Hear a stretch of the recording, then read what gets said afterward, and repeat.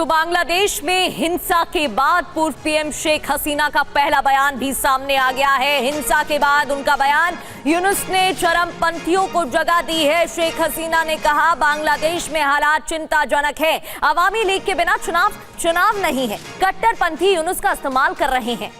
खून खराबा रोकने के लिए बांग्लादेश छोड़ा गया था, यह भी उन्होंने कहा।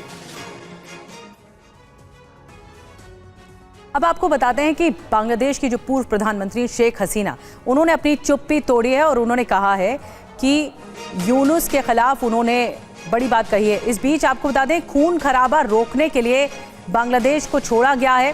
कानून से बचने के लिए बांग्लादेश नहीं छोड़ा है। शेख हसीना का बयान आ गया, स्वतंत्र अदालत मुझे बरी करेगी, ये कहा गया शेख हसीना की तौर पे। और जो बयान सामने आया, उन्होंने कहा कि ये सरकार मिलीभगत है, कोर्ट और सरकार की मिलीभगत है, मुझे न्याय का अधिकार नहीं मिला है। और मोहम्मद यूनुस ने चरमपंथियों को कैबिनेट में जगह दी, आतंकवादियों को जेल से रिहा किया गया। यूनुस को देश चलाने का कोई अनुभव नहीं है। जो बातें कही गई शेख हसीना की ओर से हम आपको दिखा रहे हैं। आपको बता दें कि यूनुस को देश चलाने का कोई अनुभव नहीं है, ये कहा शेख हसीना ने। कोई भी गंभीर नेता पड़ोसी को धमकी नहीं देता। कानून व्यवस्था की कमी से हादी की हत्या हुई। अवामी लीग के बिना चुनाव नहीं होगा। अवामी पर बैन नहीं हटा तो लाखों लोग वोट नहीं देंगे।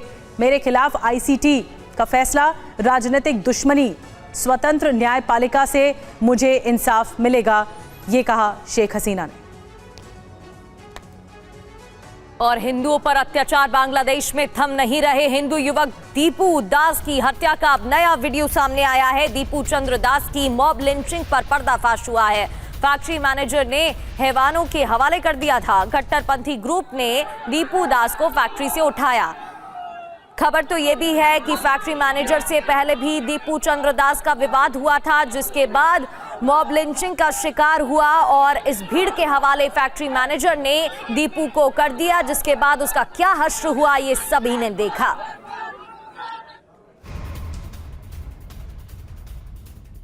दीपू चंद्र दास की मॉब लिंचिंग पर बड़ा पर्दाफाश फैक्ट्री मैनेजर ने ही हवाले किया था। भीड़ के हैवानों के हवाले कर दिया, जिसके बाद उसको पीट कर मौत के घाट उतार डाला और जला भी दिया। हिंदू युवक दीपू दास की हत्या का ये वीडियो है। इसके बाद भी हिंदू युवकों के साथ अत्याचार की खबरें थमने का नाम बांग्लादेश में नहीं ले रही हैं। बहुत ही बर्बर वीडियो सामने आया है दीपू दास का। अब आपको हिंदू युवक दीपू चंद्र दास मर्डर का पूरा वीडियो दिखाते भी हैं और डिकोड भी करेंगे। फैक्ट्री के बाहर जिहादी ग्रुप पहले से ही मौजूद था। दूसरी बड़ी बात, दीपू दास को चारों तरफ से घेर लिया गया। नाराए तकबीर, अल्लाहू अकबर के नारे लगाए गए और ईश निंदा के झूठे आरोप तक लगाए गए दीपू दास पर। इसके अलावा फैक्ट्री स्टाफ ने भीड़ को सौंपा।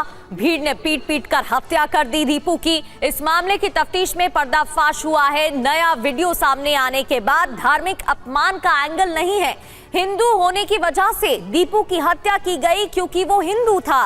दीपू पर झूठे आरोप लगाकर मॉब लिंचिंग हुई और लिंचिंग में पुलिस की भूमिका भी नजर आ रही है। फैक्ट्री में मुस्लिम कर्मी से विवाद हुआ था दीपू दास का और उसके बाद ये आरोप है कि फैक्ट्री की तरफ से ही दीपू दास को भीड़ के हवाले कर दिया गया और फिर भीड़ ने इतना पीटा कि उसकी मौत हो गई, उसकी हत्या कर दी गई। और दीपू चंद्र की जो मॉब लिंचिंग का सीसीटीवी फुटेज है वो आपको दिखाते हैं। ईश निंदा के झूठे आरोप में हत्या की गई है। दीपू को जिहादियों के हवाले कर दिया गया। भीड़ ने दीपू को पीट कर पहले मारा और फिर पेड़ से लटकाकर शव को आग लगा दी। मॉब लिंचिंग का एक और वीडियो जो है वो सामने आ चुका है।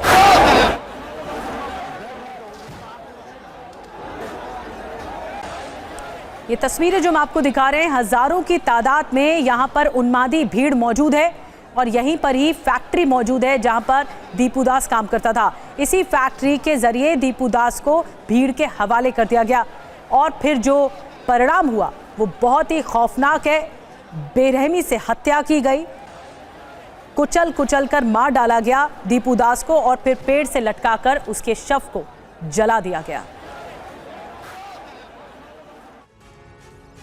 और हिंदू विरोधी हिंसा पर बांग्लादेश ने दावा किया है बांग्लादेश में हालात अन्य देशों से अच्छे हैं। ये बड़ा दावा किया गया। बांग्लादेश में अल्पसंख्यक सुरक्षित हैं। बांग्लादेश के विदेश मंत्रालय ने बयान दिया, एशियाई देशों में बांग्लादेश बेहतर है।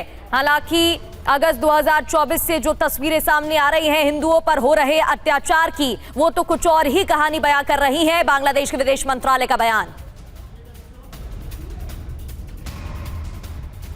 और आपको बता दें कि हिंदू विरोधी हिंसा पर बांग्लादेश का जो पर्दाफाश है वो क्या है। यूनुस सरकार का पहले दावा देखिए, बांग्लादेश में हालात अन्य देशों से अच्छे हैं, ये यूनुस सरकार कह रही है। बांग्लादेश में अब हालात सामान्य हैं, एशियाई देशों में बांग्लादेश बेहतर है, बांग्लादेश में अल्पसंख्यक सुरक्षित है।